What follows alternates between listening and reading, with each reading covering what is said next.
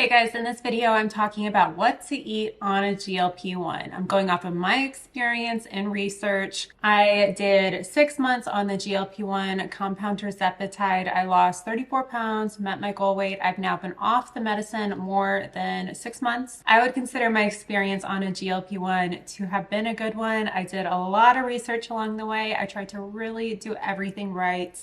And in this video, I'm going to share some of the things I learned. I'm going to talk about why they are important. I'm going to talk about what a typical day of eating looked like for me on a GLP-1, and I'm going to also talk about some things that we should maybe avoid. GLP-1 is a naturally occurring hormone in the body that helps regulate glucose. GLP-1 peptides that are used as medicine now can help regulate blood sugar and provide appetite suppressant.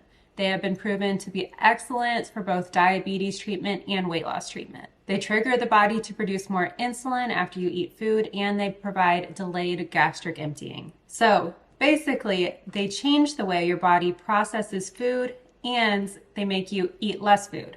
The food that you do eat on this journey is important.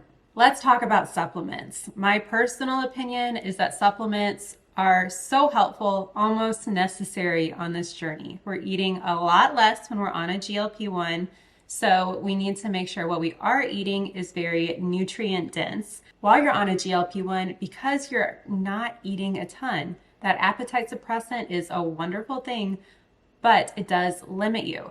So things like supplements can be incredibly helpful. I noticed a night and day difference with vitamins and minerals and electrolytes. When I would supplement with those, I would go from feeling kind of shaky and fatigued to amazing. It would totally give me back the pep in my step and give me the energy to keep on going.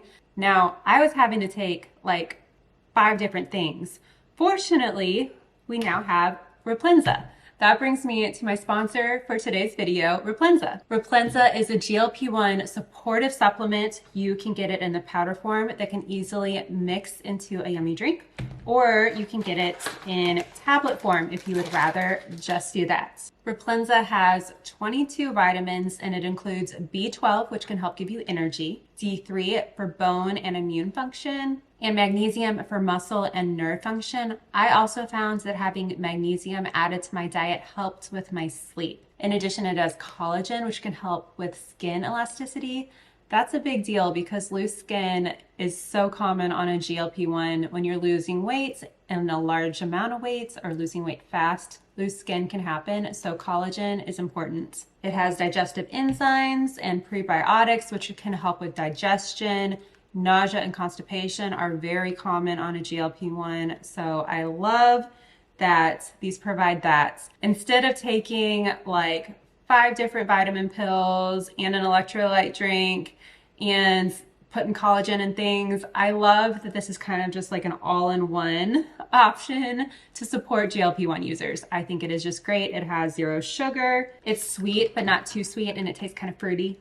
I think it is just an awesome option for GLP-1 users. Be sure to check my link in the description. So vitamins, prebiotics, digestive enzymes, collagen, magnesium, all of those are super helpful to take supplemental on this journey. You'll likely feel a lot better if you're taking those kind of supplements, just fatigue and energy wise. Also, I think it is helpful to supplement with protein and fiber when you need to. So if once a day you need to do a protein bar or a protein drink, I think that is a great idea to help you meet your protein goals. We'll talk more about protein later, but supplementing with protein, I would do it. I would do it once a day. And then fiber, if you're finding yourself with a lot of constipation or just in general not meeting your fiber needs, then a fiber drink I think is also helpful. Let's talk about protein. I know people preach and preach about protein on a GLP-1 journey, but it really is so important. When we're on a GLP-1 journey, we are losing weight, and it is shown that people on GLP-1s can lose a lot of muscle mass. So to prevent that, we want to eat a lot of protein and we want to be doing strength training. Losing muscle mass is terrible for our metabolism. Building muscle mass is great for our metabolism, and we want our body to come out of this as healthy and strong and powerful as possible, and protein is important to that. Now, my provider recommended that I have around 100 grams of protein. Ask your provider what they suggest. It may differ based on how tall you are or where you're currently at, but that was an easy number for me to try to hit. I started by tracking in my MyFitnessPal app, and then I ended up tracking in the Lumen app, which I liked better. Find a place to track your protein. Once you get going, you kind of realize how many grams of protein are in the normal foods you're eating. And if you're kind of eating similar every day, you may not have to track ultimately. You can kind of keep a number going in your head. That's what I did after a while. If I was having like a normal at-home day with the same foods that I had eaten similarly for a couple days, I didn't have to necessarily track it. Lean meats are best for overall body health. So chicken, ground turkey, lean beef, pork, fish, salmon, those are all good. Veggie options would be lentils, tofu, quinoa, beans. Once a day, maybe twice a day if you need to have a protein bar or a protein drink to help you meet those goals, go for it. Now, fats. I know it seems like we should be avoiding fats, but not necessarily. The American guidelines for Americans suggest that around 20 to 30% of our intake be good, healthy fats. Now, good, healthy fats can help produce healthy hormones and they can reduce inflammation. A lot of us on a GLP-1 have issues with both of those areas. I know I did. So having good, healthy fats can really be good for our body and help our body. Healthy dietary fats can also help us feel full and satisfied. All good things. A few healthy sources of fats would be nuts, seeds, beans, eggs, avocados. Saturated fats that it might be a good idea to limit would be like vegetable oil, butter, cream, fatty cuts of meat, and super processed meat like bacon or something. You also may not feel very good if you eat a lot of saturated fats. I know if I did on a GLP-1, I'd feel kind of queasy. Like, I actually very much preferred the healthy stuff on a GLP-1. That is one of the beautiful things about it. Now, fiber. The American Heart Association recommends that we eat between 25 and 30 grams of fiber a day. Fiber is wonderful for digestion and also for balancing blood sugar. It's a very important part of our diet. If you're not eating a lot of fiber, you'll likely get really stopped up.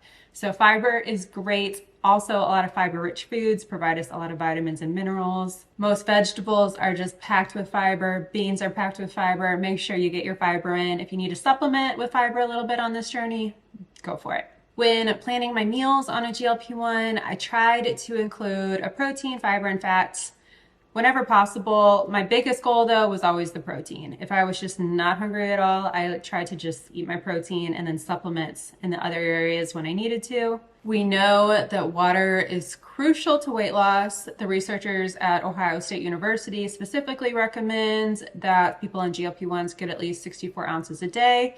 That's a common recommendation. But if you didn't know, on a GLP-1, sometimes you're not feeling very thirsty. So you have appetite suppression, but sometimes you're not feeling very thirsty either. So you need to remind yourself to be drinking water. Maybe have, like a big Stanley cup with you. Make sure you're drinking a glass with every meal. You may need to remind yourself to drink. And that was odd for me because I'm not someone who normally has to remind myself to drink water. I drink a ton of water all day long. But I did. I had to remind myself a little on my GLP-1 journey. A day of eating for me would be breakfast. I might have some scrambled egg whites with half an avocado, maybe some turkey sausage. For lunch, I like to do sandwich in a bowl. So a bunch of greens or lettuce or something, some veggies, maybe some torn up turkey lunch meat, nitrate free, some cheese and either some salad dressing or maybe just some like light mayo, just salad in a bowl like it sounds. And for dinner, a common dinner I liked would be ground turkey tacos with cilantro instead of lettuce. Try it. I mean, you have to like cilantro. I know some people don't like cilantro, but it's so good. And then maybe some black beans on the side. Eating a regular day like that almost always got me to my macro goals. And like I mentioned, as long as I was eating kind of normal meals for me, eventually I didn't have to track anymore. So eventually I was like, oh, this meal for me is like 40 grams of protein. And I knew that because I've tracked it like 5 times. I did not snack a lot on a GLP-1 because I just wasn't very hungry. But if I did, it was almost always a protein or fiber supplement. There are a few things to avoid on a GLP-1. So this article from Healthline tells us to avoid sugary drinks. They can kind of combat what the medicine is trying to do. It's trying to regulate our blood sugar and get us in a really healthy state. So drinking juices and sugary coffees and just sugary, unnecessary drinks, that can kind of defeat the purpose and can make us feel a little yucky.